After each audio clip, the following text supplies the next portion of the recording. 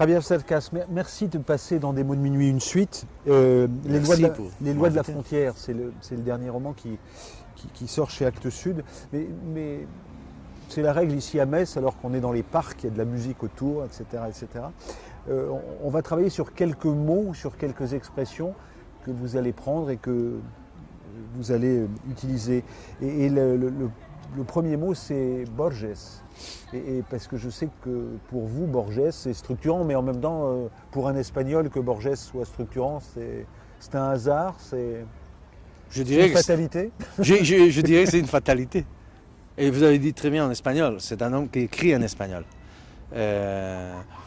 Borges, c'est pour moi c'est le plus grand écrivain qu'il y a en espagnol de Cervantes. Cervantes et Borges sont pour moi les deux grands écrivains. Et je crois qu'en certain sens, il a créé. Je crois que ce qu'on appelait la postmodernité, quand j'ai commencé à écrire, la postmodernité était à la mode. Aujourd'hui, c'est démodé. Alors je dis que je suis un écrivain postmoderne aujourd'hui. Et je crois que la postmodernité, l'origine remote, c'est la deuxième partie de Don Quijote. La première partie, c'est réaliste, c'est un roman réaliste. La deuxième partie, c'est postmoderne. Et le commencement immédiat, c'est Borges. Je ne crois pas qu'on peut écrire aujourd'hui, et spécialement en espagnol, sans Borges. Je ne peux pas. Je crois que c'est le commencement d'une autre forme d'écrire. Et pour moi, c'était absolument essentiel. Je le lis très jeune et essentiel. C'est bien, enfin vous le portez, hein. Vous le portez en vous. Oui, parce qu'il y a des écrivains que tu lis quand tu as... Je l'ai commencé à lire quand j'avais 15 ans. Et à cette époque, quand tu as 18 ans, tu lis un livre, un écrivain, que tu dis « Oh, c'est magnifique ». Mais quand tu as 30 ans, tu dis... Et là, il est toujours là. Mais il est toujours là. Et vous avez 50 ans. Exactement. C'est comme Kafka. Il est toujours là. Alors, il n'a jamais parti. Parlons de la postmodernité. Dans les gens qui nous ont intéressés ces derniers mois, ces dernières années, il y a deux auteurs de langue espagnole. Alors je pense d'un côté, et je voudrais votre avis, vous êtes prof de littérature, vous, hein. Je voudrais votre avis, c'est d'un côté je mettrais Vargas Llosa et de l'autre côté Jaume Cabré. Comment est-ce que vous vous situez par rapport à eux et dans la densité de leur œuvre, qu'est-ce que vous trouvez que vous pouvez intégrer, que vous acceptez, que vous avez envie d'honorer? Pour moi, Vargas Llosa, c'est un grand écrivain. Je dirais que Vargas Llosa, c'est le dernier grand écrivain romancier réaliste. Oui. Aussi, pour moi, est essentiel, dans un sens, c'est-à-dire l'intégration de l'histoire et de la politique dans les romans. Je ne peux pas dire que Jaume Cabré, c'est un écrivain important pour moi. Je ne peux pas le comparer avec Vargas Llosa. Je ne les comparais pas, hein, mais je disais qu'ils nous ont arrêtés ces derniers temps. Ah, ok. Oui. Non, je crois que Vargas Llosa, c'est un grand écrivain, oui. Pour moi, c'était pas seulement essentiel de ce point de vue que je dis, de la politique et de l'histoire, mais aussi du point de vue de ce qu'on appelait, intellectuel, c'est-à-dire de sa position comme homme qui participe au débat politique, aussi comme critique littéraire. Il est, selon moi, le plus grand critique littéraire de la langue espagnole. Il a critiqué un type qui s'appelle Javier Cercas, je crois. Ah bon? Oui. Ah, de ce point de vue, c'est encore plus. Et en bien, il a critiqué. Non, bon, mais ça a été un hasard, pas un hasard, ça a été une chose, un miracle pour moi. C'est-à-dire, quand tu admires un écrivain, quand tu es très jeune, et tu arrives à 40 ans, et il écrit... Il a été le personnage qui a découvert mes livres pour les gens, parce qu'avant ça, seulement ma mère, avant Vargas Llosa, seulement ma mère me lisait. Il n'y avait que votre mère qui vous lisait. Exactement. Kaoze, le Sud-Africain, vous a repéré aussi.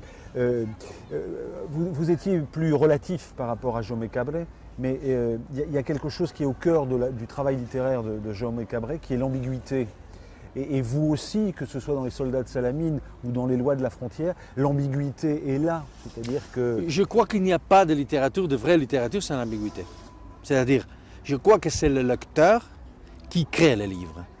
Un livre, un roman, c'est seulement une partition. Et c'est le lecteur qui interprète sa partition. Et alors, chaque lecteur de la loi de la frontière fait son propre livre. Et le livre, c'est différent, parce que l'interprétation, c'est différent. Et alors, l'ambiguïté, c'est l'espace que l'auteur laisse à le lecteur pour construire son propre livre.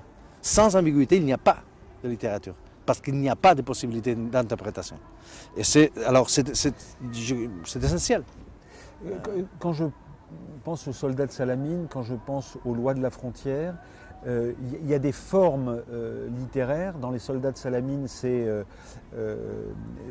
une recherche historique. En tout cas, ça se présente comme une recherche historique. Oui. Dans les lois de la frontière, ça se présente comme une reconstitution d'un événement qui a eu lieu. Pourquoi est-ce que vous êtes dans des formes qui sont, de mon point de vue, des formes qui peuvent être complexes? On n'est pas dans une narration linéaire, on est dans une reconstruction, dans une recherche. Oui, je ne sais pas pourquoi. Pour moi, écrire un roman, c'est chercher la forme du roman. C'est ça l'essentiel d'un roman. Et alors, chaque roman que j'écris, en fait, chaque livre que j'écris a une forme et je dirais des règles différentes, absolument différentes.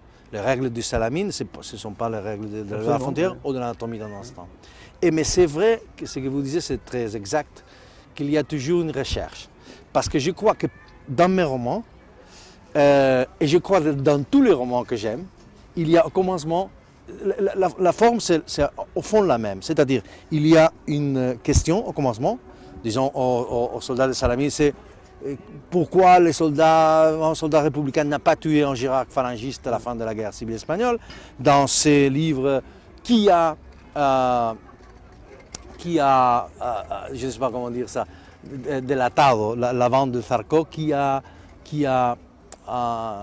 dit, bon, il y a une question, disons, policière, une sorte de question policière, et tous les romans, dans l'anatomie d'un instant, c'est un livre sur le coup d'État du 23 février 1981 Suarez. En Espagne, pourquoi un homme reste dans son siège quand il y a quand tire tout ça, s'il vous plaît, j'ai fini.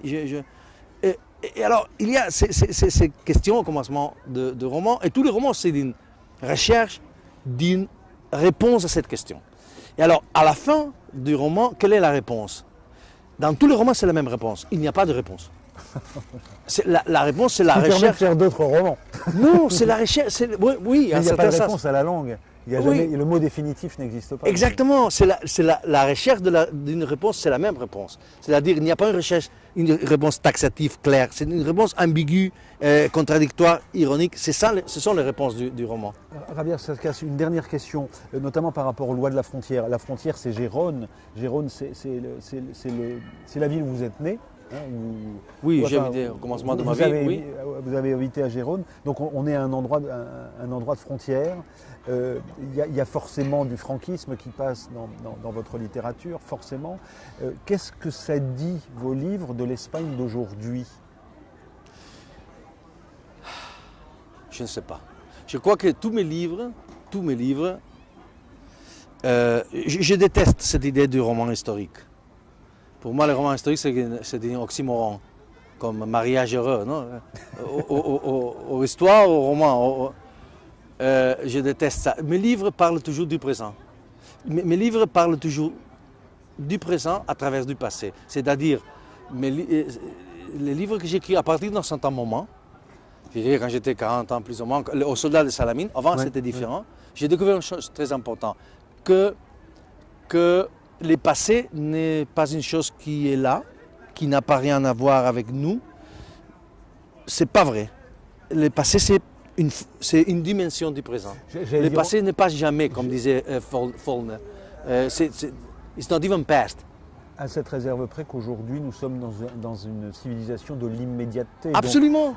Absolument. Une dictature du présent, j'appelle ça. Absolument. Et on ne peut pas comprendre le présent sans le passé. Parce que le passé, c'est une dimension, c'est une partie du présent. Mais alors justement, si on prend les soldats de Salamine, qu'est-ce que ça dit? Comment est-ce qu'aujourd'hui, vous entendez l'ambiguïté dans l'Espagne contemporaine?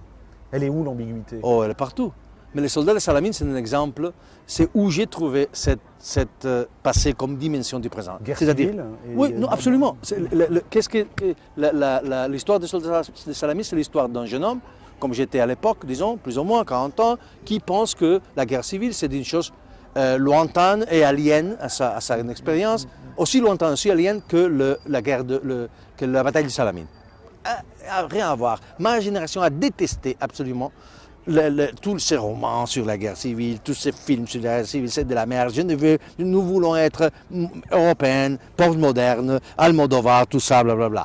Et c'est un homme comme ça qui, à travers l'investigation sur un tout petit fait qui s'est passé à la fin de la guerre, tout petit, tout obscur fait, découvre, au fur et à mesure qu'il fait cette investigation, découvre que le passé c'est le présent. Que sans ce passé, le présent ne s'explique pas. Que sans la guerre civile, c'est impossible de comprendre le présent espagnol.